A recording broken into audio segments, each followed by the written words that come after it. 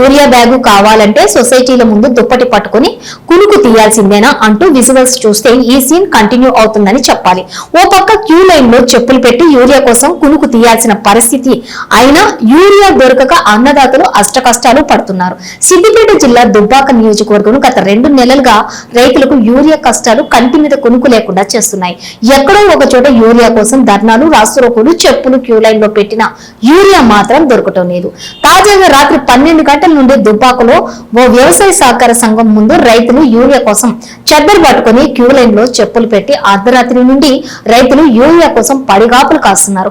వరి నాట్లు వేసింది మొదలు రైతులు యూరియా కోసం ఎండనక వాననక సొసైటీల వద్దకు తిరుగుతూనే ఉన్నారు. అయితే 6 వారం కష్టపడి వరి మొక్కజొన్న పంట వేసి చేతికొచ్చే సమయానికి వరి గింజకు పాలు పోసుకునే సమయం, మొక్కజొన్న పాలు పోసుకునే సమయంలో కాబట్టి రైతులకు తప్పనిసరి యూరియా కోసం నానా తిప్పలు పడుతున్నారు. 6 వారం కష్టపడిన పంట వేసినా ఫలితం ఉండదన్న రైతన్న యూరియా కోసం రోడ్డు ఎక్కవలసిన పరిస్థితి దాపరించింది. ఈ యొక్క సందర్భంగా రైతులు మాట్లాడుతూ గతంలో యూరియా కోసం ఎప్పుడు ఎంత ఇబ్బందులు పడినా దాఖలాలు అయితే లేవని అంటున్నారు. యూరియా కోసం ఎన్ని కష్టాలు పడుతుంటే ప్రభుత్వానికి చీమ కుట్టినట్టు కూడా లేదన్నారు. ప్రభుత్వాలు స్పందించి రైతులకు సరిపడా ఎరువులు అందించాలని రైతులు డిమాండ్ చేస్తున్నామన్నారు.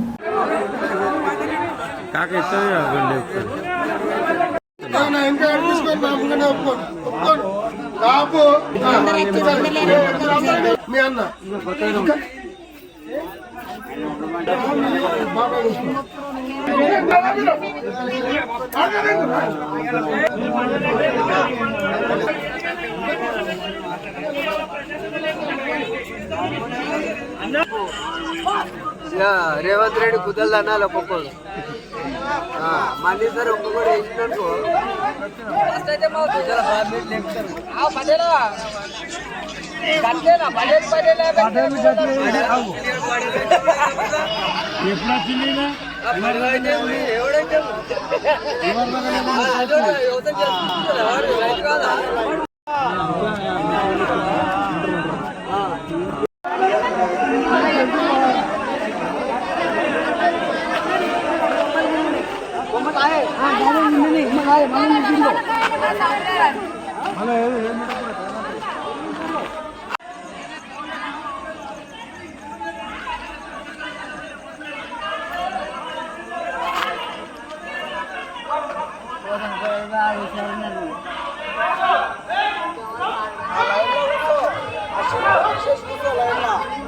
మనుషులు ఉంటే ఇస్తారు, లేకపోతే మనుషులను తీయరు.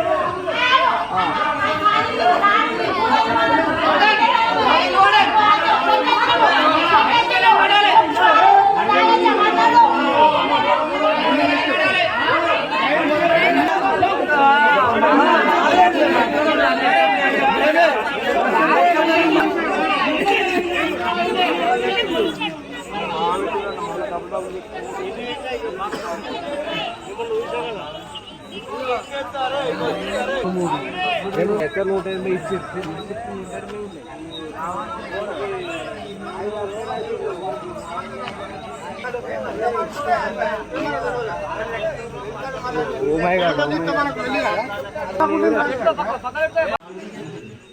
ముగ్గురు ఇంకా పోతాయా ముగ్గురు బయట పడితే ఇంకా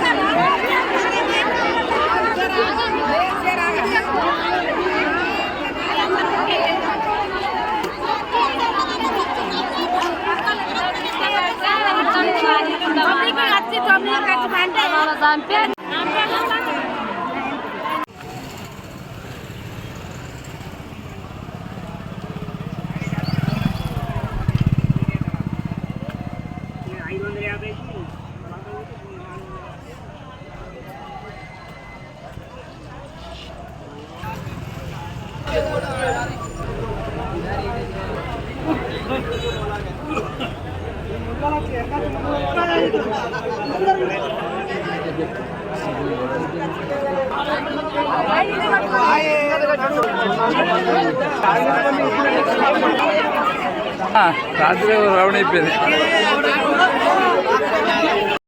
ప్రభుత్వానికి వెళ్ళి నువ్వు అక్కడ ప్రచారం చేస్తున్నావు రేవంత్ రెడ్డి.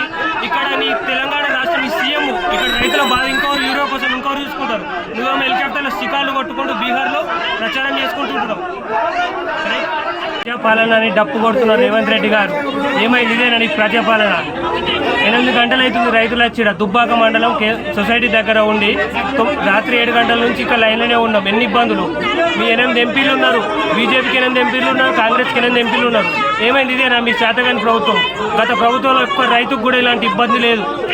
ఏం చేస్తున్నారు మీ శాతగాని ప్రభుత్వంతో? ఏ ఆటో డ్రైవర్ తీసుకొని రమ్మని ఫోన్ చేసినా ఆటో డ్రైవర్ తీసుకొని వచ్చిన గత ప్రభుత్వంలో. ఇంకెప్పుడు గత 2 నెలలు అవుతుంది ఈ ప్రాబ్లం. ఇంకెప్పుడు ప్రాబ్లం క్లియర్ చేస్తాం రేవంత్ రెడ్డి గారు? శాతనైతే ప్రభుత్వం నడిపి, లేకపోతే బంద్ చేసుకో. అన్నం తినే సున్నం తినలే, బాయికాడికి చక్కగా ఇటే వచ్చిన. ఇప్పుడు మళ్ళీ పోవాలి బాయికాడికి, ఇంటికి పోవాలి, అన్నం తిని రావాలి. ఆ లంచోడు గెలిపితే ఈ పరిస్థితికి ఇది. మరి నోట్ల మడ పెట్టుకుని మడ ఎక్కిండా ఏమన్నా బీహార్కి పోతా లంచోడు పాడు. బీహార్కి మడీక పోయినాడు. ఇక్కడ తెలంగాణ ఎంత అవుతుంది ఇంకా సోయలేదా వానికి? వాడిని బతుకుల మడవాడు కాపాడ కర్రీతోడవాడు చేయలేదా వానికి? ఎవరికే మనమేం తప్పే? మనమేం తప్పు చెప్పు. అదే గుద్దలు తన్నాడు అయింది. మననే తన్నాడు. ఎవడో పుచ్చుకాడు ముఖ్యమంత్రి కాపాడు ఆడట. ఎవడో పుచ్చుకాడు మాకు వాడేవాడే కాపాడు అయితే కదా చేయలేదా వాడికి? రైతు కదా, రైతు బిడ్డ కుట్టే, రైతు కుట్టలేదా వాడు? ఇంత గొడవ అవుతుంది. ఒక్కొక్క లంచోడు కంటుడు రాయకుడు కాంగ్రెస్ వాళ్ళు, పిఆర్ఎస్ వాళ్ళు, బీజేపీ వాళ్ళు వాళ్ళే లైన్లు కట్టి చెప్తుర్రు. మరి ఒక్కడు ఉన్నాడు బీజేపీ వాళ్ళు లైన్లు కట్టినాడు, ఎమ్మెల్యేలు ఎంపీలు.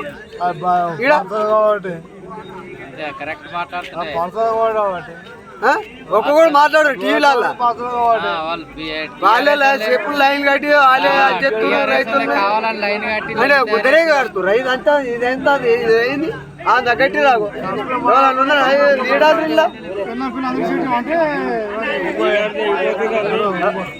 మేము ఈ రాత్రి రావడానికి కారణము యూరియా బస్తాలు. రైతులకు యూరియా అనేది దొరకడం లేదు. ఎమ్మెల్యేలు, బీజేపీ ఎమ్మెల్యేలు, కాంగ్రెస్ ఎమ్మెల్యేలు వీడు ఈ తెలంగాణ రైతులు ఇంత ఇబ్బందులు పడుతున్నారు యూరియా గురించి. నెల 15 రోజుల నుండి ఈ ఇబ్బందులు ఆఫీసర్లేమో ఇండాలనే వండుకుంటున్నారు, రైతులనేమో రోడ్డు మీదకి ఎక్కించి తెలంగాణ నిద్ర లేకుండా చేస్తున్నారు. ఈ వర్షాలు లేటు పడుట్లా ఇప్పుడు ఇబ్బందులు అవుతుంది. దాంట్లో ఎక్సీలు పడ్డాయి. ఎరువులు దొరకపోవడం వల్ల ఈ రాత్రి తెలంగాణ పండుకోవడం జరుగుతుంది. అయినా యూరియా దొరకడం లేదు. ఈ ప్రభుత్వం నిత్య ప్రభుత్వం ఏ ప్రభుత్వం కాదు. చచ్చిపోతున్న మీద 2 రోజుల కూడా యూరియా బస్తాలు లైన్ కడుతున్నా, ఒక్క సంచి కూడా దొరకలేదు. ఏం న్యాయం ఉన్నదా ఇది? 550 బస్తా వస్తే దొంగతనం అమ్ముకుంటారు. ఒక రైతుకు ఒక్కరు సంచిస్తారు. ఇది ఏం న్యాయం? చెప్పడం మీకు లైన్లు కట్టినా కానీ కూడా ఒక్క మనిషికి ఒక్కడే సంచిస్తారు. ఆడి మనిషికి మళ్ళీ ఒక్క సంచిస్తారు. మగ మనిషికి ఒక్కడే యూరియా బస్తా ఇస్తారు. ఆడలు మొగలు మొత్తం లైన్ కడతారు. తెల్లందాకా పోతాక లైన్ కడతారు. అట్లా అయినా కానీ మా యూరియా దొరకలేదు. బ్లాక్లు అమ్ముకుంటారు. బ్లాక్లు అమ్ముకున్నా కానీ 500 సంచి అమ్ముకున్నా కానీ కొందమైనా కానీ బ్లాక్లో ఇస్తలేరు మాకు. దొంగ ప్రభుత్వం ఉన్నది ఇది. టీఆర్ఎస్ ప్రభుత్వం ఉన్నప్పుడు ఈ మనం పట్టబడి దుకాణంలో మనం దొరికింది. ఈ దొంగ ప్రభుత్వం ఉన్నది. కాంగ్రెస్ లీడర్ రేవంత్ రెడ్డి ఎడివికిడు, మన బీజేపీ లీడర్ ఎటువైండు రఘునందనరావు పంపరా ఇల్లు ఉండేటికి. చెరుకు శ్రీనివాసరెడ్డి ఎందుకున్నాడు? ఎందుకు గురించి మరి దుబ్బాకాచి ఎందుకు ఓట్లు వేపించుకున్నాడు? ఓట్లు వచ్చినప్పుడేమో మేమే ఉన్నాము మాకేరు అప్పుడు తిరుగుతారు.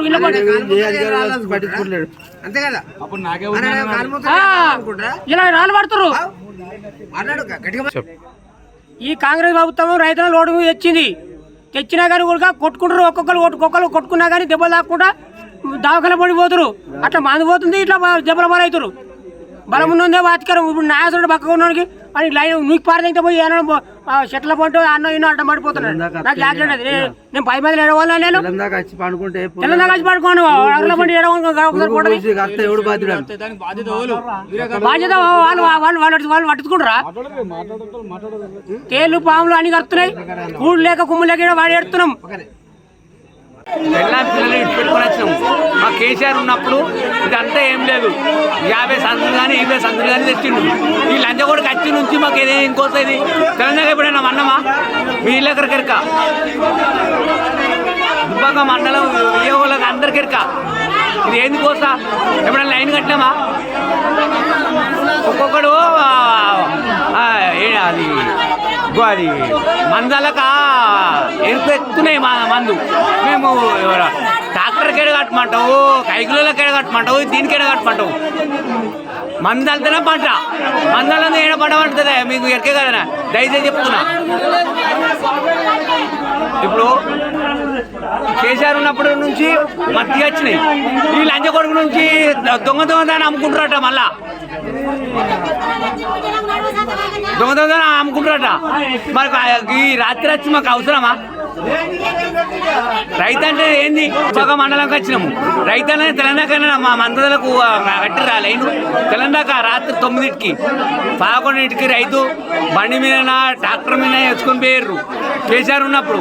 ఈవిడ వచ్చి నుంచి మొత్తం దోసుకత్తి నుండి అయిపోతుంది. తెలియలేదా? లంజ కొడుకు